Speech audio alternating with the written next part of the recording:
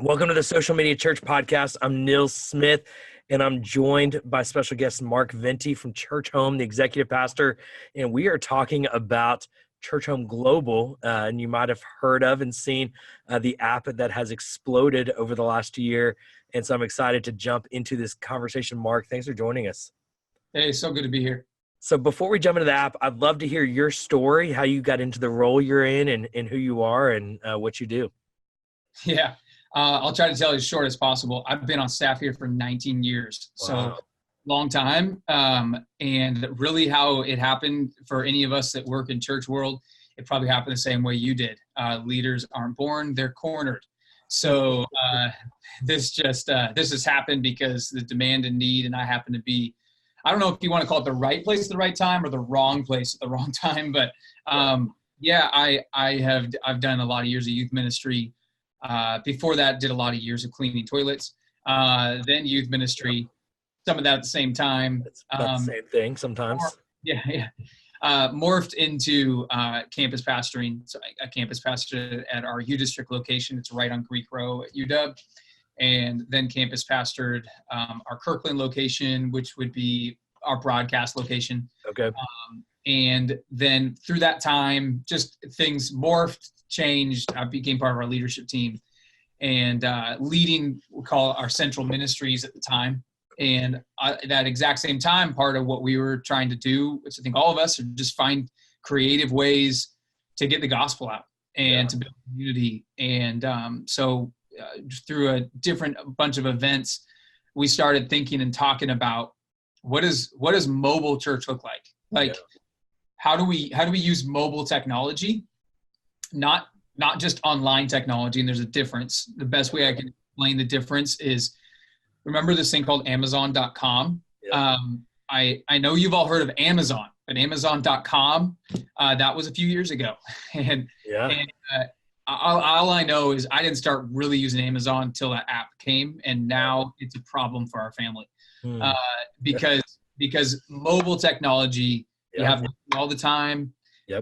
You can engage at any time. There's also a lot of technology that has to do with that. And our thoughts started going, how can we leverage mobile technology to build church? Our whole thought is this, is church is not a building, church is an app, but they're both tools. We've obviously used buildings for years. Buildings actually weren't part of the early church. So it's a tool that man has created, and it's served us well. And we still have 5 of them. But mobile technology is a tool that I think God has given us, we can use to build church. So it's a short story, because I was overseeing the development of our ministries and how they served all of our locations. Once we started dipping into technology, I'm not an IT person, even though I've kind of feel like I've become a part tech startup the last year, part-time.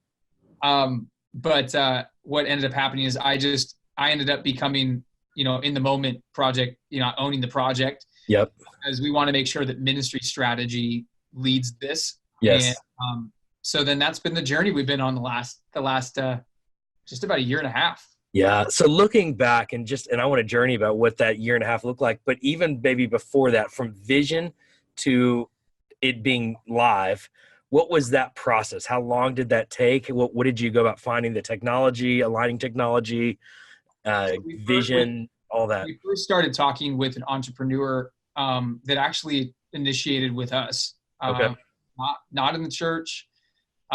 He had this idea and started talking to Judah. This would have been November 2 years ago. And then come January, we started doing conference calls they started pulling together a team. So it was literally a startup. So he didn't have a team or anything. And same idea. He's like, nobody's doing, mobile technology to the way he sees it. And again, just in the business entrepreneur world.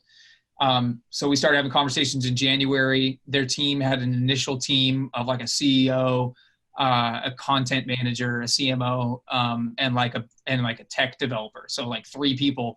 Come February, we started talking. By end of March, they had wireframes to us. These are all words I didn't know before. So if you don't know, worry about it. It's like blueprints for technology. So it's like, Yes. here's what it's going to look like. Yeah. So it was wireframes. I think we had beta come July. Then we were in a beta season for a few months. We originally planned to launch 1st of October, and we pushed it back to the 1st of November. So literally the app launched a year ago. Yep. And the thought process was simply this. If you go to one of our facilities, you have a church home experience. Mm-hmm. How can we best translate that digitally and in the palm of your hands? So that was the initial decision-making filter. Yep. So we weren't just like, hey, let's broadcast live stream messages. In fact, we're behind on that. We still don't do that much. We what we call a live broadcast. So it's recorded at our LA service on Wednesday nights. Okay. And we broadcast it live. So community's live, the message is on. Interesting. But there's a lot of churches that are way ahead of us, but that's not our bread and butter. Our bread and butter is more live community. And that's what mobile church can provide. Here's a case in point. This, once again, entrepreneurs, even when they're getting to know Jesus, of which their whole team has gotten to know Jesus through this. Love it. They're just creative. They're almost profitable. And he's like, in the 80s, everybody went to church 3-4 times a week. Now, once a month. Yeah. He's like, our lives have gotten busier because of these things. Yep. Why not use these things to bring us back to where you could go to church possibly 3 to 4 times a week again? Yeah. And so, we all understand that there's lots of conversations about what church is. Again, this is a tool for church, just like a building is a tool for church. So yeah, that's where we started, and that's kind of what the initial vision was with it. I love it. So you got it launched a year ago now. What's been the journey over the last year? What maybe surprised you? What frustrated you? What's been like over the last year? What have you learned? Yeah, we've had 2 big updates, of which one of them was last week. Yeah.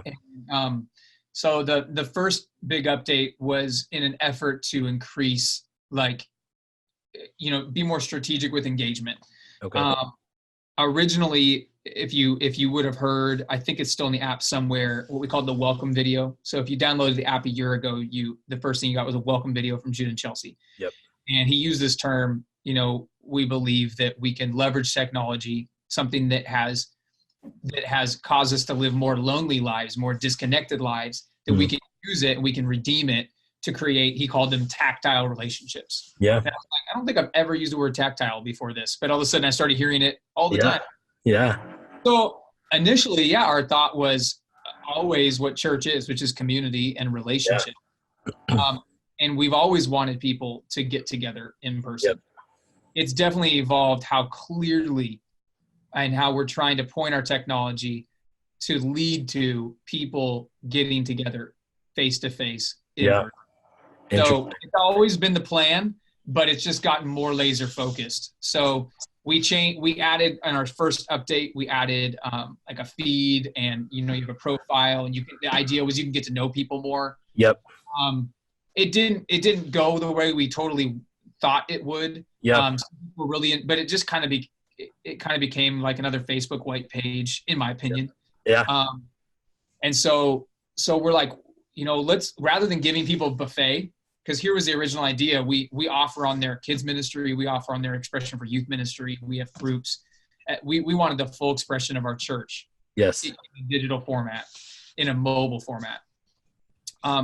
What ended up happening through that year was people started gathering together in their homes and watching church. So we started doing these things called viewing parties. I know a bunch of people are doing them. But then we said, how can we make this not just watching church, but what about church that can happen, that does not demand auditoriums everywhere, doesn't just putting millions of dollars into buildings, but we can really set these people up to be church and be a part of church home and call church home their home, but not just watch church, but be a part of all the expressions of what church is, but from their hometown. They don't have to be in Seattle or Los Angeles. So we still are. We have been slowly pivoting our technology more to support to support and lead to that. So what does that look like? Somebody in a home, I'm assuming they're not gathered around a phone. Are they streaming it from their phone to a TV? I'm just curious what that engagement is like. Well, because I've been in the tech world, let me use some tech terms. Yeah. We are in beta right now. So, okay. We're not being private about it, but we're not announcing it from the rooftops because we're trying to learn. We're trying to learn from users, or let's use church terms. We're trying to get input from people in our church. Yes. Yep. So in short, what we're doing right now is, people are screen sharing from their iPhones or casting from their Androids. Yeah. And they're inviting their friends over. And our church is not just the message. We've created a specific, and it'll probably get better, but we've created a specific mobile service that has an opening, the message. Yep. We have a studio music time. Our services are a little bit different than a traditional church. We do music at the end. So, and a lot of that just has to do with some of our approach with people that aren't churched. You know, starting with music can be a little bit like, and especially in a home, it's like somebody turns something on with people singing. You're like, what did I come to? But somebody talking on the screen is really normal. So we start with talking. Yeah. We end with singing. And we're learning as we go. We've got about 12 that we know of right now that I'm testing. I personally am like literally before this call, part of one of our project managers left the room, and we just finished our newest survey that we're having them give us feedback every week on the experience, the content, the people getting saved, what help they need, what kind of resourcing they need from us. I love it. Yeah. Well, from what you've learned so far, what would you say to churches? Should they go and build an app and create this same kind of thing? Or what advice would you give to church leaders who are watching you from the outside looking in as to how they can learn from this and have some church at home it's just something God's leading us to. I'm definitely not saying you should, or I'll even take that to another level with an app. I do think you should definitely consider it. But I'll take it bigger than that. I think the thing that the Holy Spirit is emphasizing to us is by any means necessary. How can here's the reality. Culture has changed. 1999 is, to what we know, is probably the first church that did multi-site church. Groundbreaking. That was 20 years ago. In the business and industry world, something that's 20 years old is 20 years old. Yes. Yeah. And we're multi-site church. So I'm not diminishing, but I'm saying we need to keep innovating. Yes. So what's happened since 1999, the first book that I'm aware of that came out, and that's kind of like when a model is a real thing, came out in 2004 about multi-site church. And guess what happened in 2007? These things came out. And changed everything. Like changed our worlds. I mean, we all see this, but when you're driving and you see people walking on the side of the road, what are they all doing? I mean, everywhere. People waiting for a bus. They're not talking. It's just the world we live in now. Yes. And we can either fight that. Yes. Or we can realize it's kind of like going to a foreign country and having the best message in the world, but not learning their language. Yes. The best communicator, you could have the best illustrations, you could have it all dialed in, but if you're not speaking their language, you're not going to have an impact. Yes. And so would I encourage? We live in a digital age. Dr. Townsend, who wrote, historic book called Boundaries. I'd encourage you to read. He updated it, and he has a digital boundaries book. And his premise is this: don't hide from technology. Learn to create boundaries around it, because it's part of our life and it's going nowhere. And he talks about, which is kind of like what we're doing with church. He talks about use the tools, but don't end with the tools. Don't let texting take over your life, because face-to-face relationships is where it creates ethos, it creates empathy, it creates our ability to relate to human beings. But we also shouldn't be afraid of technology. Love because it. technology can bring us connection. Yes. The way we're looking at it is technology helps you connect faster Yep. and more authentic. Love it. Stop there. Yes. That authentic connection has got to lead to real relationships. Yes. What I mean by real is in person. Yes. And so let's not go, well, we don't want to use technology because that's bad relationships, or or let's only use technology. I think what we're thinking about, and this is what industry is doing too, is they're bringing digital and physical, brick and mortar and digital together. How cool is the church? Yes. I'll end with this comment because I'm talking quite a bit, but the Apostle Paul, think if he had technology in his hands, what do we think he would do? If it wasn't for, we all know today, if it wasn't for the Roman roads that were created, which would be kind of considered a technological or an innovative advancement, that if it wasn't for the Roman roads that were created, would the gospel have spread like it did? I mean, I think God would have found a way, of course, but I think God created the Roman roads for maybe God created this for us. Yes. So that would just be my opinion.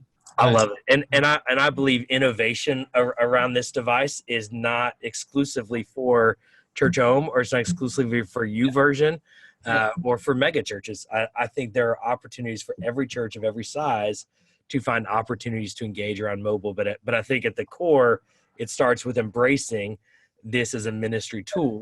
And then I think you can get into the practical as to what does that look like based on your budget, your ability, your staff, all of those things. But there is an opportunity for every church in this space if we embrace it.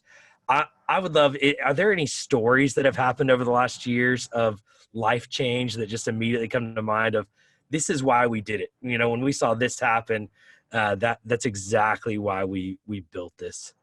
Yeah. I mean, our first one that we know of is a young couple in Dallas that he's in tech sales.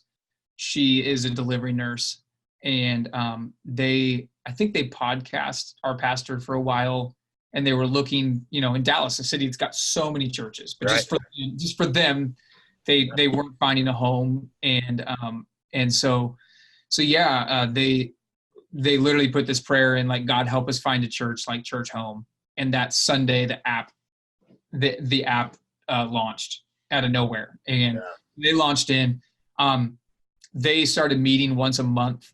2/3 of their group were complete strangers, and they connected because of the mobile technology. They went on because they downloaded the app and they were looking to connect.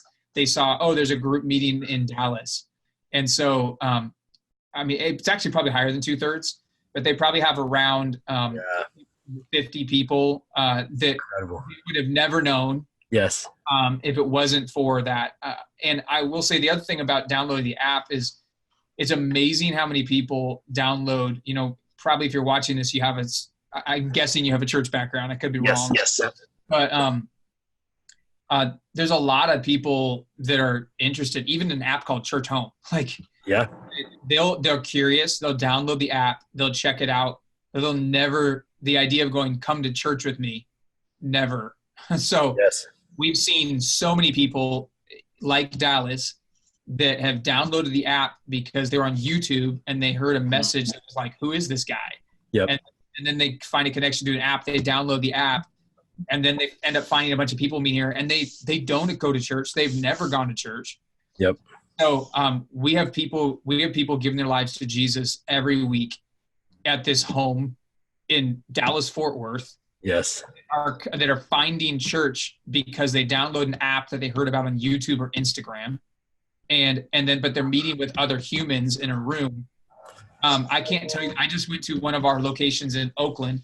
It started 6 weeks ago. When I was there, there was 21 people. This is last Sunday. 21 people. Not one of two of them attend another church, and they came to support their friends, but they all were invited word of mouth. And the idea of coming to something like this was way less intimidating than coming to a church building. And once again, I'm just talking about the people connection, because to me, that's the huge win. Okay. So I'm not trying to, it's the technology that makes this happen. But last week, this group started 6 weeks ago, 21 people there. And of those 21 people, I met probably 13 of them. I had personal conversations with 13 of them. Of those 13, 10 of them, it was their first time there. And literally it's an apartment building in just outside of downtown Oakland, pretty much in the city. I'm not super familiar with the city. That's brand new.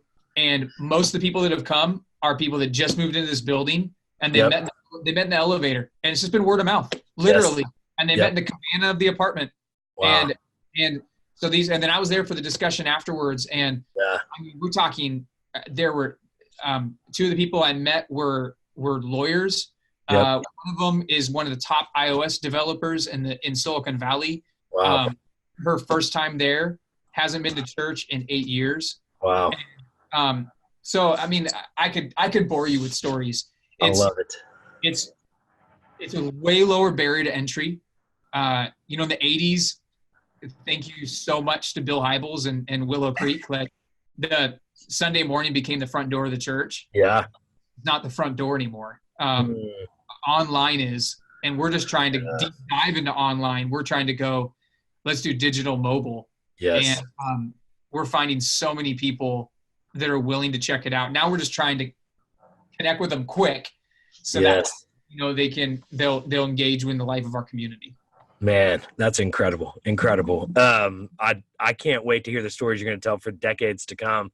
Yeah. I'd love to hear, as we wrap up this conversation, where are things going? As you look a year, 2, 3 years down the road, where do you see this all going? Yeah. Well, first off, I'm going to that point, and one more thing I wanted to say, please. I think it's most relatable, is I want to talk about how this has impacted our existing community. Yeah, please. Because I think that's a huge question for pastors too. Easy for me. I oversee expansion, so easy for me to talk about all of that. But I've also been a campus pastor for 9 years. Yeah. And like I said, oversaw one of our exterior locations and then our main location.